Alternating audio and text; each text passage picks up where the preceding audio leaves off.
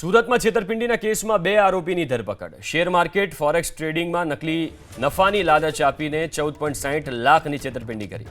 મહારાષ્ટ્રથી બંને આરોપીને ઝડપી લેવાયા છે। ફરિયાદીને વોટ્સએપ અને ફોરેક્સ વીઆઈપી ગ્રુપમાં એડ કર્યા હતા।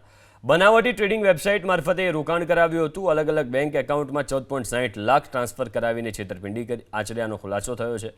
સુનિલ શિંદે અને વિક્રમ સુરેશની ધરપકડ કરવામાં આવી છે। આરોપીઓ સામે દેશભરમાં સાયબર ફ્રોડના 7 કેસ નોંધાયેલા છે।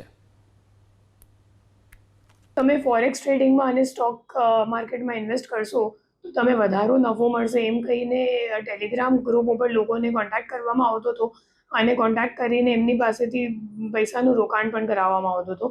તો આપણો જે ફરિયાદી છે એમને 14,60,000 રૂપિયાની રોકાણ કરી હતી અને આ 14,60,000માંથી 7.5 લાખ રૂપિયા જે અકાઉન્ટમાં ગયો હતો એ પુણે ખાતે એક વિક્રમ શેટ્ટી કરીને આરોપી છે એમના અકાઉન્ટમાં ગયો હતો।